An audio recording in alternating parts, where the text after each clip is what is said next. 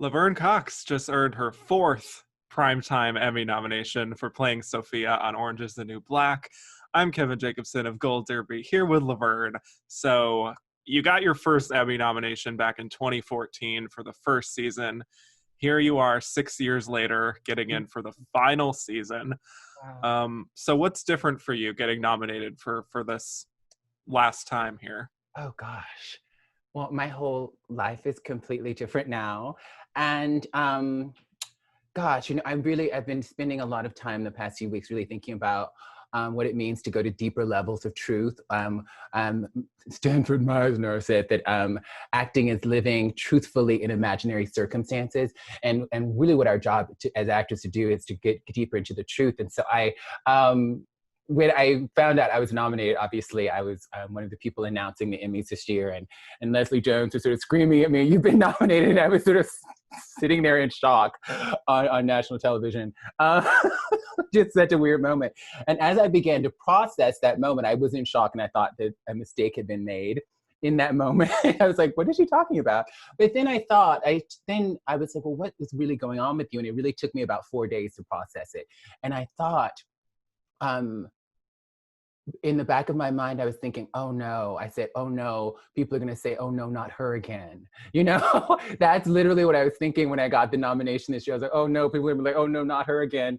Why not someone else? And I think, whenever I'm singled out in a beautiful way like this, I'm so grateful to my colleagues in the Academy for honoring me this way once more. But I always think about the people who aren't honored. I think about the people who, Orange is the New Black is an ensemble show. It really is about this very deep bench of incredible actors, a lot of New York City actors who've been, sort of toiling in the business for years and don't ever get singled out in this way. And so I always think about the people who are incredible and don't get recognized in this way. And so I share this nomination always with my castmates from Orange is the New Black. I share with everybody who's ever been told that they're not enough, that they can't do it. People who've been overlooked for years and years and years and years.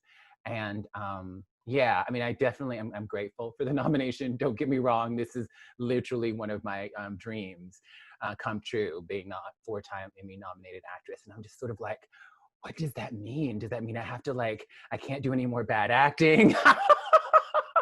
And I think really good actors take the risk to do bad work. So I'm going to take that risk to do some bad acting in the future, colleagues.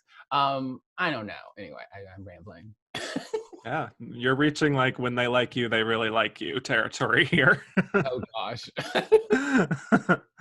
But when I interviewed you last year, we talked about your competition, and I mean, once again, you're nominated with the legendary Cicely Tyson, Phylicia Rashad, Cherry Jones, and we got Dame Harriet Walter, Alexis Bledel. I mean, it's another great category.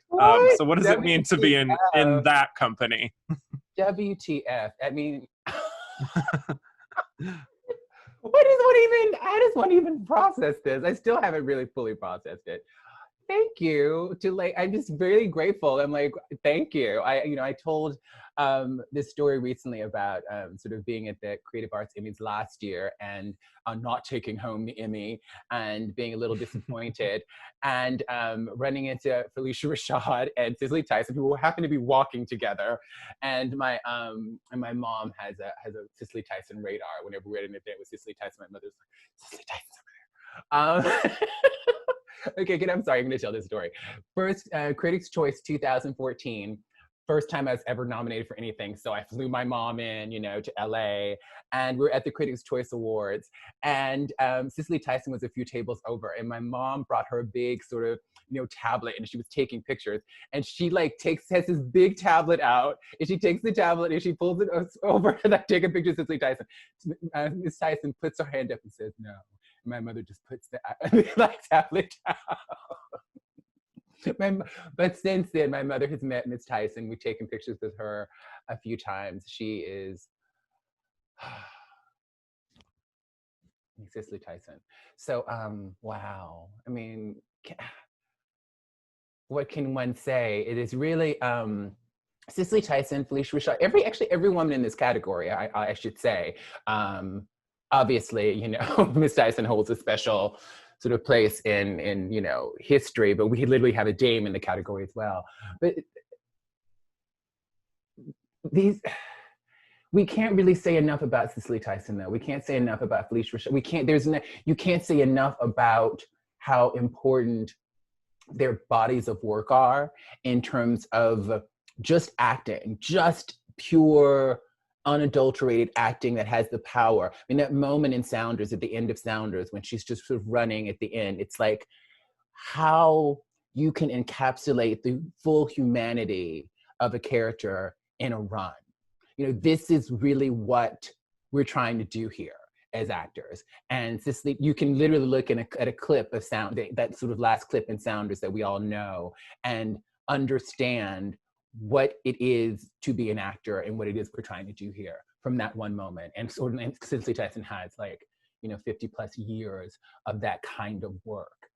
Wow, wow, wow. Yeah, I know. Well, going back to the announcement that there was, hopefully this announcement goes a little better. I don't know if you know this or not, but you are also nominated at the Gold Derby Awards with us this year for Best Guest Actress in a Drama Series. So thank you so much. Congratulations on that. How many times? I've been nominated a few times for that one too. Yeah, it's pretty much the same, kind of like following along the same record, I think. Wow. Yeah. So. Wow. Thank you. Wow. Congrats on that. Gold Derby. I love. You know, I've told you guys this a lot, but it's so weird. I was really I was addicted to Gold Derby like years before I ever was nominated for anything. I was so into like the awards prognostication sort of business. It's weird to sort of still be in that, you know, really into all this, and then also be sort of a contender sometimes. Yeah. It's so. Now you're on the other side. Anyway, go on. Yeah. So, well, let's dive into this episode that you're interview. I haven't done an interview in a minute. I'm just kind of all over the place today. I haven't actually talked to anybody. You know, it's because I haven't talked to anybody in a while. I'm taking the quarantine very seriously, and I've been, you know, so I haven't talked to anybody in a minute. So I'm like, hey, Kevin, how you doing? Just getting used to it. Yeah. No, this is fun. So this episode that you're nominated for, it's the third to last episode of the season, called God Bless America. We see Sophia meeting her parole officer, which also happens to be Piper's, and she agrees to do Piper's hair for a big gala event. And we see that Sophia now has a hair salon, and she's just living her best life. You know, she doesn't want to look back on the past. She just wants to move on. And I mean, in a way, Sophia gets to have her happy ending, you know? So how are you feeling as you found out that that's where we would end Sophia's story?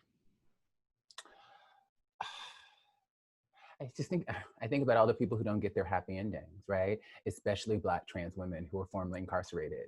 How many of them are getting their happy endings in real life, you know? So I think what I love about film and television is that we can reflect reality, but then we can also tell stories that create the possibility of new realities, right? Sometimes we can see something in television. I just famously remember, I think it was 24 and a few other shows, we had a Black president, you know, on television before we had one in real life. So we can begin to imagine in our storytelling and film and on television, a world that maybe doesn't quite exist yet. And then once we've seen it, then our imaginations can begin to go wild, right? So I think it is a beautiful, beautiful thing seeing a formerly incarcerated Black transgender woman winning, especially after, you know, the 7 seasons of what Sophia went through in prison. I just want to see more of that in real life. I want to see more of that in real life. Yeah, well, we've been a year out from the end of Orange, and there's something that Sophia says in that final scene of hers about just wanting to look forward rather than looking back on the past. And I'm curious, just how much for you do you think about Sophia? I mean, has she stayed with you, or are you just always sort of looking to the future? I look to the future a lot. I'm very much about the next thing. I try not to get bogged down in the past. But I try to also be as present as possible. But literally I'm doing meditations now that are sort of my therapist calls it future template processing, that it's sort of about being in the moment, but like creating the future you want in the moment anyway, honey. So yeah, I'm all about the next thing, but looking back and thinking about Sophia and thinking about what Orange is the New Black has meant to the world and our incredible fans. We have Orange is the New Black fans are the best fans in the world. They're still going hard. A year later, they're going hard. They want a spin-off. I don't think that's gonna happen, but yeah. Sophia changed my life. And this would be the last Emmy nomination for Orange is the New Black.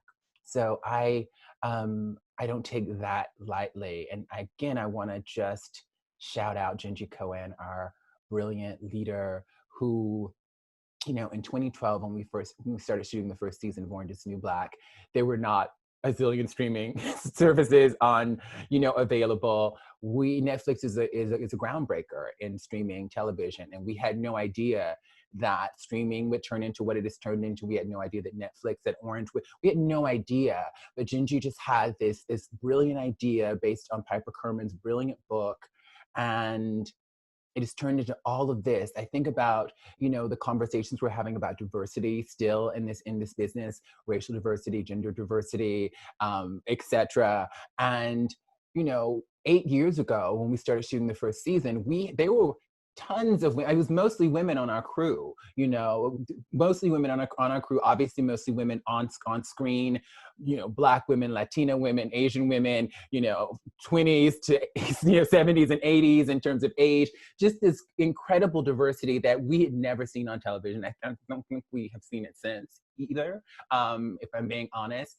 And so groundbreaking in so many ways that the fact that there are so many sort of first by my name is because of this show, that there are so many things around trans representation that Orange is the New Black was revolutionary with. So I just want to sing the praises of Netflix, and I want to sing the praises of Genji Cohen and our entire crew and cast over 7 seasons of a show that has really changed television. It's really changed the way that we watch television. And I celebrate every single one of my Orange is the New Black castmates and everyone on our crew over 7 seasons. Thank you, thank you, thank you, thank you, Netflix. So we also have to talk about Disclosure, which is a Yay. really illuminating documentary on Netflix that you are featured in. You were also an executive producer. It's all about the trans representation in media, in film and television, and how it has mostly been negative and harmful. How did you come to be involved in that project? Oh, wow. I didn't think we'd be talking about Disclosure. Thank you. About 3 years ago, I met this dude named Sam Fader at an event at Outfest. He was giving a presentation of the research that would become Disclosure. And I had always wanted to do a project that looked at the history of trans representation on screen. As much as I try to look forward, I like to look back at history to try to understand where we are now. I think history can give us a lot of information about where we are now, and we just did not have that for trans people. And so when I met Sam, I was like, oh my gosh, I've been wanting to do something like this forever. And then he is such a brilliant, ethically and morally centered human being. And Amy Shoulder, who is our producer, and I met with them both and just fell in love with them and wanted to work with them, and of course wanted to work on this project.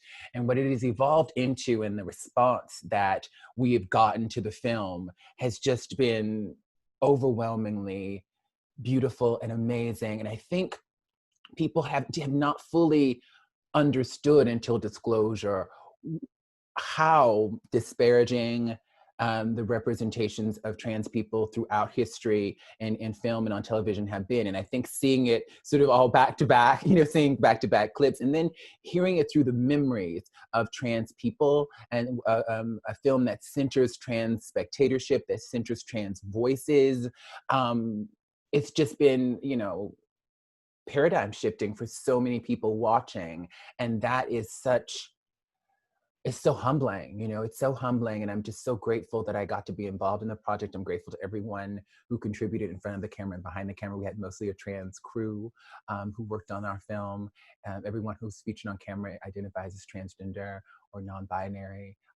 Super proud of that. And when we couldn't find someone to fill a role on our crew.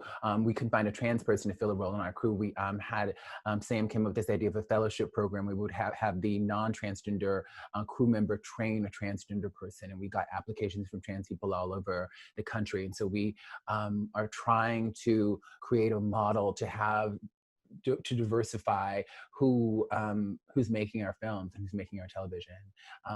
Really, really proud of that. Well, I mean, watching that documentary, I got the sense that you are such a big connoisseur of film and television, and it was really heartbreaking to see you and people like Jen Richards and Susan Stryker and so many others talk about all the harmful stereotypes growing up that you watched. So when you look at the generation that is now growing up and starting to consume media, do you feel hopeful that there are young trans people now who are getting to see more positive representation, or do you think that there's still a long way to go still? You know, I've said this for years. I've never been an arbiter of positive versus negative representations, but I think it's always about representations that are humanized. Jen Richards brilliantly says in our film that she thinks it's about more. You know, it's about more representation, and there's just so many stories out there. I think we have way more now than we did when I was growing up, but I hear from young people that they still are craving more. They still aren't seeing their story exactly on television or on film. So there's so many more stories to tell, and I look forward to being part of telling some of those stories, and hopefully space will be created for other creators to tell stories as well. I'm always curious, for you as someone who is, do you identify as a critic or as a person in the media who consumes lots of film and television?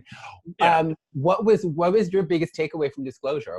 When you watched it, was this the information that you already understood and knew? How did you? Yeah, I mean, it's something I always was conscious of, that, like, you know, not just trans, but anything LGBTQ has always been dicey in the media just because of the people making it, and the stories just weren't available in a more complex way growing up. And even still today, I feel like there's still a lot to be done in that regard. But you're right, though, that seeing all of those different clips, you know, stacked up against each other in that documentary just illuminated it even further. And I do sort of hope that especially industry people are watching and recognizing what is there. So yeah, it really did have a big impact on me. Thank you. I appreciate that. It is our hope too that people in our business will watch and be moved. Ryan Reynolds, I think he tweeted this. He or he Instagrammed it. He said that this film changes the way that he will look at film and the way that he will make film going forward. And for me, that is really what this is all about. That is really what it is all about. And I think ultimately the goal of art is to, you know, a documentary, something that is scripted, is to encourage us to see the world differently and to see ourselves differently. And so I'm, again, deeply humbled that, you know, folks are having this kind of response to the film. Thank you for asking about it. Of course. Well, Laverne, it's always such a treat getting to talk to you. Thank you. Thank you so much, and congrats on your 4th Emmy nomination. Thank you. I'm not sure how his hair is working. I'm like, people in the comments section, tell me if you're like, you think the hair is working. I mean, enjoy whatever type of ceremony we get. That'll be an adventure. It will be. It's such a weird thing. Like, this year, it's going to be so. And for the first time nominees, oh my God, I'm so glad. I think for the people who are nominated for the first time, that this is their first Emmys and it's virtual. It's so bizarre. But can I give a shout out to Rain Valdez, who is now the second openly transgender actor to be nominated for a Primetime Emmy Award for her short series Razor Tongue. For many years, I was the only trans person, openly trans person nominated for a Primetime Acting Emmy, and now there are 2 of us. And that just makes me so happy, so very happy. Rain, congratulations again. Yes, I'm glad you could throw that in there. It's a great series. I recommend it. It's on YouTube. Yes. So For those of you watching, hit like and subscribe for more Emmy season interviews, and head to goldderby.com to make your winner predictions.